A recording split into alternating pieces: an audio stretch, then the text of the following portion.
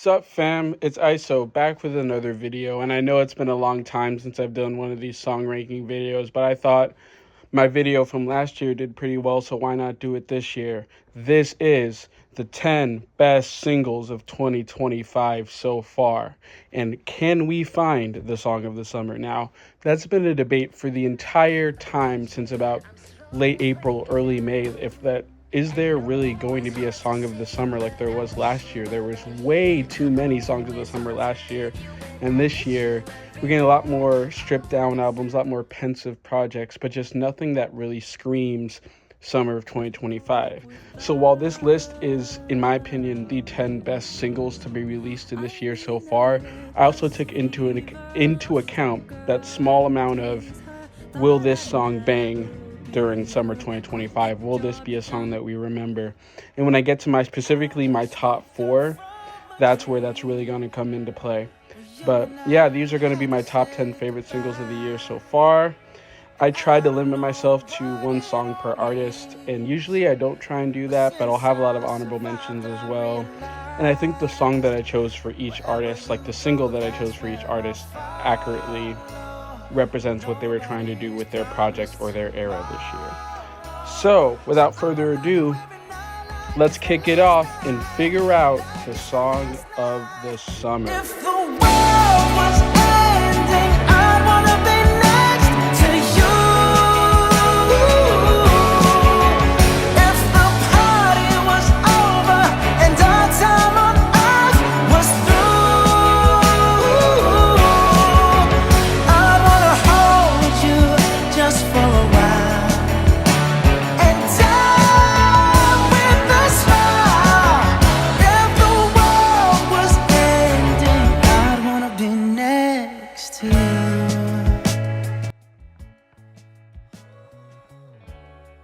If you might have guessed already, we're going to aptly start with one of the biggest pop stars in the entire world and the entire universe, Lady Gaga.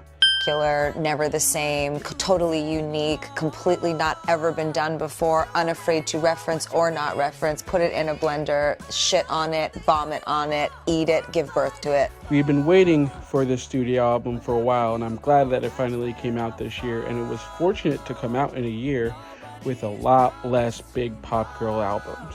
So yes, we focused on it, yes, we heard it, yes, we listened, and it is still, in my opinion, one of her best projects to date, front to back.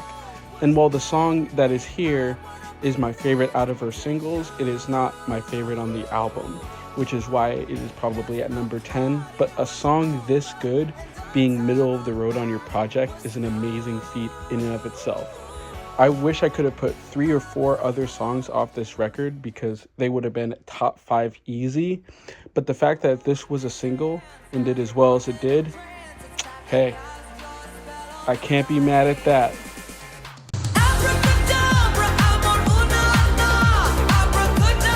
Abracadabra is everything you want in a Lady Gaga single.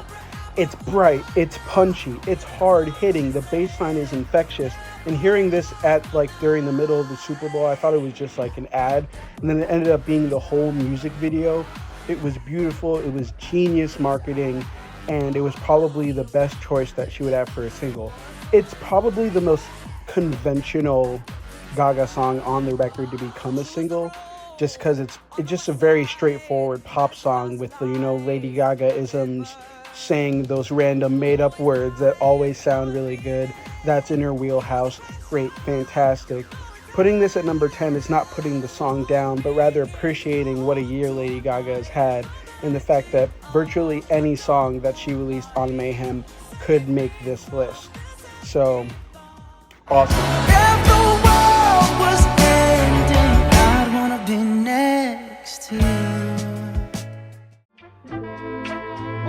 Yeah, bitch, I said what I said. Doja Cat has had a history of highs and lows, of positives and negatives, just an all-around crazy career in terms of her personal and her PR career. But there is one thing that is undeniable about Doja, and that is her musical ability. She can do it all. She can sing, she can rap, she can dance, she can, she can produce. She's even a cow sometimes, Bitch, I'm a cow. Bitch, I'm a cow. But I think what sticks out, and this is also the most recent single to come out, what sticks out about this single in particular is that I wasn't expecting her to reinvent herself yet again. And here we are. Boy, let me know what this is candy say. Could be torn between two worlds. This is exactly the first single to propel Doja into a new era. She could do pop before, then she did an entire awesome rap era that I really am loving more now that it's grown on me. But this 80s song is about to kick off a fantastic era for Doja. I think it's the perfect first single and also one of the best 80s inspired songs of the 2020s so far. And yes, I understand that it just came out, but it has everything. Doja still is likable and charming as ever. The production really feels earned and lived in. And honestly, lyrically, it's really fun to listen to as well. Like, it's just a really, really fun song. Disco pop is such a popular thing nowadays. You know, Do is doing it. All the major pop stars are going in this era, but this song feels the most true to the era with those synths and the sort of funk elements as well. The drums, especially on the verses, scream 80s, scream rock legends, and it's just a fantastic time to hear her come in and blend her own styles into these already established powerhouses. So it's, you know, I'm an advocate for when V comes out. I'm really excited to see what Doja has in store for us on that project. If the world was ending, I'd wanna be next to you. My name is Pink and I'm really glad to meet you. You're recommended to me by some people. Now, it's time to get down to what this video is all about. Is there a song of the summer? And the reason I'm starting that conversation now is because Abracadabra was released at the beginning of the year and Jealous Type was just released. I don't think either of these two songs could have been the song of the summer for those reasons, even though they both sound like they should have come out around May, June and really propelled our summer forward. Illegal right now is a song that's trending, and it's a song that I really love off of Pink Panther's album I really love. And this honestly feels like one of the mainstream contenders for Song of the Summer right now. It's popular, it's good, people seem to really enjoy it, and Pink Panthers is doing a hell of a job on marketing. That's great. Market this one! I waited all this time, now I guess it's time I can child. A million things to This is my first true contender for Song of the Summer. Yes, Illegal is more popular, but this feels like the magnum opus from Fancy That. This is such a beautiful dance pop, got elements of house. I feel like Charlie and a lot of these artists have been really bringing back electronic pop, and Pink Panthers has just improved steadily on her sound from project to song, and I feel like this is finally where she's cracked the code and become her own thing. And I love this song so much. I think it's so fun to listen to. You find little bits and little lines every time you listen to it another time. And also I could just have this on in the background, bump it, vibe to it in a car, walking. This is like the perfect summer song in essence, right? In vibe, in complete aura and atmosphere. Tonight is that girl. Pink Panthers has this way about her that just pulls you into each song that she produces and creates. It's just this overwhelming amount of life and love towards the craft that I just can't ignore. It's fun, it's sexy, it's slick, it's everything you want in a summer song. If the world was ending, I'd wanna be next to you. No intro, just roll the clip. I'll explain in a second. Who's calling that shit? Who's calling that shit? Who's calling that shit? Who? This one has to be my most interesting pick. When a song from one of my least favorite albums of the year so far has a song that is one of my favorites of the year so far, that juxtaposition doesn't really make a lot of sense. And I think that's what a lot of people agree with as well after hearing everything else on this album and then hearing Nokia. It's like a complete switch. And it's hard for me to understand how Drake and Party can make such a good club rap song and then just surround it with complete and utter slop. Highlights both of Drake and Party's strengths. And the beats on both ends, again, I'm not the biggest fan of beat switches because I can understand where the vibe can completely shift and one beat is worse or better than the other. Here, that is not the case. Both beats are equally as good, both parts are equally as good, and they both mesh really, really well together. Like, I wasn't planning on putting a Drake song on here, but when I thought of Song of the Summer, and just how much this song has grown on me as well, again, it's surrounded by a bunch of mess, but the song itself in a vacuum is really fantastic, and I think it's about time we recognize that. Say what you will about Drake, but this is a bop and definitely deserves to be at least in contention for Song of the Summer. If the world was ending, I'd wanna be next to you.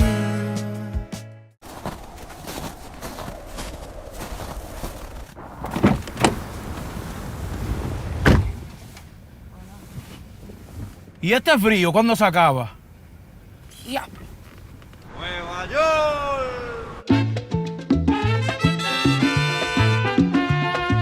We cannot talk about Song of the Summer without talking about the man of the summer himself, Bad Bunny. This man has carried years and years of the 2020s on his back with every new project, with every new single, with every new collaboration. This album in 2025, along with his previous 2 albums, make up a 3-album run that I think is just phenomenal. And he is at this level of superstardom that I've never seen before. But also, within that, there's such an artistry.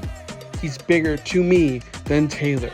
He's bigger than Ariana. He's bigger than The Weeknd. This is Benito's game, and we are all just playing it. It is a beautiful thing to watch him continue to innovate, sample, create, and be this musical force, and I can't wait to see what he does next. As for the singles off of this new record, all 5 were good. I liked a couple of the deep cuts a little bit better than the 5 singles, but the one single that stuck out to me that I think deserves to be on year-end lists and Song of the Summer lists, Don't Overthink It. Ey, tengo el pecho pelado, me dio una mata, el corazón dándome pata. This is definitely the single that sticks out to me the most from this album. This idea of wanting to capture a moment, wanting to capture a feeling, being afraid of that feeling getting lost, all in a great, subtle reggaeton package that's just wonderful to listen to. He's really cracked the code on his Latin pop roots, his Puerto Rican roots, and the entire project from front to back. You can pick out any song and it could be at the top of this list. I mean, just a wonderful celebration of his life and culture, and I think there's really nobody paying homage to their roots quite like he is at the level and scale that he is. I just really appreciate this one. I just really appreciate this one with each listen, and it's one that I will constantly go back to, probably more than a lot of the ones on this list. If the world was ending, I'd wanna be next to you. Yeah. Scoochie. What's up, babe? Yell everything this time, you know what I'm talking about? You might be wondering just why I'm talking about Lemonade at the 5 slot. Really quickly, it's because of country music. How could I make that correlation? Well, country music has been so polarizing, especially in the 2020s. I feel like it's become sort of a convoluted genre. People do not know the roots of it, how to do it properly. I like 2000s and like early 2010s country a lot more than the stuff that Luke Combs and Morgan Wallen and all these people are putting out lately. It just feels devoid of any sort of creativity and trust in the genre. And where I think country really works is at its most pensive. And I think a lot of the female country artists are doing this much better than the male artists. And even though I do have some qualms with various female country music artists for, you know, taking other routes and stuff, I feel like a bit of what this artist that I'm about to talk about is doing, she's just doing it a tad bit better. And yes, she has some stinkers in her discography, but when she can figure it out, this is the type of masterpiece you'll get. I'm from Alabama, I'm about 4'11", I got a shitty father. While I wasn't the biggest fan of Sex Hysteria upon release, listening to Gucci Mane for the first time recontextualized the whole entire album for me. I know Jessie likes to take a fair amount of risk with her topic choice, with some of her production, with just a lot of sort of taboo topics or stuff that, you know, wouldn't normally be talked about in the country space. And yes, a lot of that doesn't work, but Gucci Mane is the first time I've heard her stripped down, just talking about herself and not just some relationship that she's had. It's really her first introspectively written song. It's beautifully written. It's one of the best songs lyrically this year, even though I think she has some of the worst songs lyrically this year, which is why the juxtaposition is so great. But I believe in this song so much. The, you know, identified by the internet, the country hater enjoys this song. Maybe a bit too much, just because I just enjoy how vulnerable she gets on here. And it's just really a joy to hear and listen to, and have it be a great sounding song on top of that. Yeah, I wanna throw that. Me and you, one-on-one, treat it like a show that. You look at me and I look at you. I'm reaching for your shirt, what you want me to do? I'm telling you to loosen up my buttons, baby, but you keep running, saying what you gon' do to me, but I ain't seen nothing. I'm telling you to loosen. This clip intro will probably be pretty short, because there is nothing wrong with the song Buttons. I believe it is a perfect pop song. So what happens when a pop artist today does Buttons modern? Take your jeans, take mine off me. Oh golly gee, I can't take no. I'm gonna be honest with you. If you had asked me about a year ago if a Tate McRae song would make a year-end top 10 list for me, I would have thought you were crazy. I don't think she's a bad artist at all, but I think she's been completely derivative throughout her career. And even though it works for her and that's in her wheelhouse, I've always wanted her to branch out and do more. But god damn it, is her wheelhouse sometimes so goddamn good. If she can continue to emulate the sounds of the 2000s while still bringing in more modern, late teen, early 20, sort of like an Olivia Rodrigo vibe on the verses and in the lyrics, that's a match made in heaven, especially for young people growing up now to have that sort of mainstream pop star. She has it all. She can sing, she can dance. She's just a fantastic, you know, representation of pop music of this era. Even if some of her songs aren't for me, like namely X's, and there's a couple other songs that I'm not really fond of, Sports Car is her greatest achievement, in my opinion. If the world was ending, I'd wanna be next to you. Man, child, why you always come running to me? Fuck my life. Now, if any song were released in order to be the song of the summer, Sabrina Carpenter's Man Child would have been it. It was released right at the time where like a lot of songs of the summer are released, and I think it being a Sabrina song, it being this pop girl sort of anthem that it's trying to be, you would think that it would slide really, really nicely into that song of the summer slot. I think the exact contrary. I'm not the biggest fan of Man Child. Lyrically, it just feels like a mismatch of all of the other tracks, but doesn't really have like a singular theme that I think separates it from those particular songs. However, people are like, this is the big Sabrina Carpenter song of 2025, but they forget about the Short and Sweet Deluxe that came out much, much earlier in the year. That had some of her best songs to date, and this one is no exception. But if you need my love, TikTok, I just ranked every single Sabrina Carpenter song. And do you want to know what song came out on top? Busy Woman. I scrubbed through her entire discography, and there is no song quite like Busy Woman. Maybe Bad Reasons, but not like Busy Woman has the whole package. It's her patented lyrics, her patented cheekiness. It has everything you want in production. It's a beautiful pre-chorus, and oh my god, like the sort of outro bridge towards the end that just brings it all together, where she just hits this really nice note.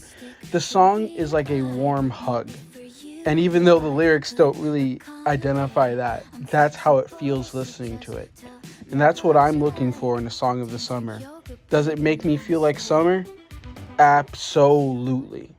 If the world was ending, I'd wanna be next to you. There's going to be no clip here. I'm about to talk about the best song of this year.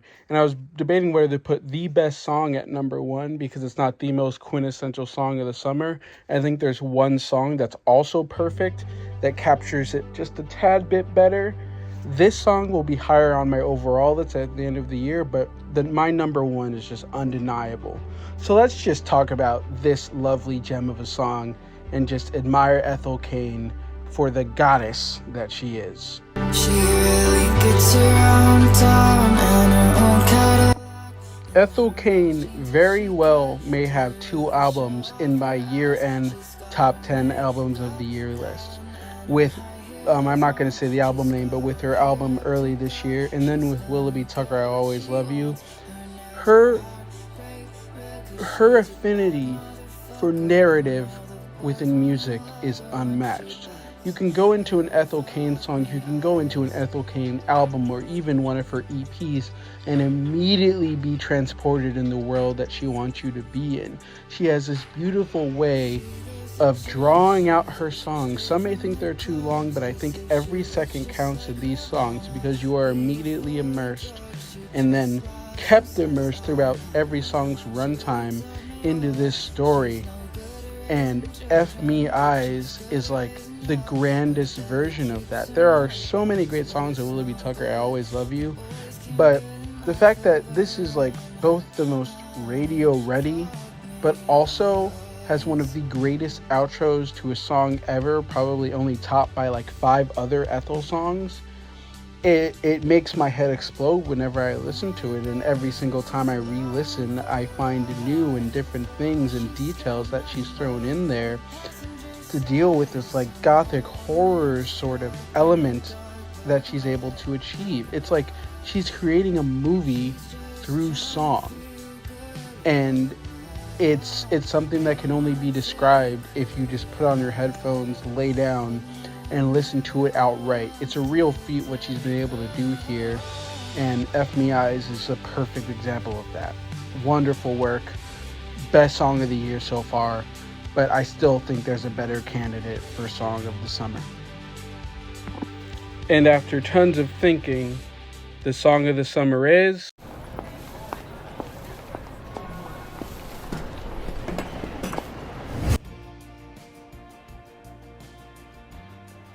While I believe that F Me Eyes is just a slightly better song, there is no song that quite captures the magic of summer quite like The Subway. I think it's a top probably 2 Chapel song, and I've loved it ever since the snippets and ever since I saw her perform it live. It's a masterpiece, but I think we can get bogged down in all the details of how the music is just fantastic. Like the bridge is one of the best bridges of all time. The outro is one of the best outros of all time. The juxtaposition between She's Got Away and then She Got Away, genius writing, but we already know that from Chapel. What I think it is her affinity to just keep on reinventing certain genres, certain sensibilities, certain stories, and making them her own. It's like she can do no wrong whenever she tries something because she goes at it with full force. I think The Subway is a perfect example for that. It's a pop ballad. It's a little bit slower. It has a little bit more room to breathe, especially after a really big, bombastic country song like The Giver, to finally release The Subway and have it just be this culmination almost of a career. Has the charm of Good Luck Babe, but has this unique perspective on life, on meeting a girl and having this moment and not being able to let go of this moment. That trope has been done so many times, but to see it visualized in this way, along with the video, along with the visuals, just to hear the emotion out of her voice that encapsulates this sort of lost moment in time. You don't only feel that in the lyrics, but you also feel that in what you're hearing and what's the sounds are, you know. You can really immerse yourself in this feeling. Chappell knows how to harness a feeling. Anyway, that's all for me. I know I changed outfits like 3 times. The Subway by Chappell Roan is my song of the summer. Let me know your thoughts. Let me know some of your guys' favorite songs of the entire year so far. I'd love to hear them in the comments. And I'll see you whenever I post again.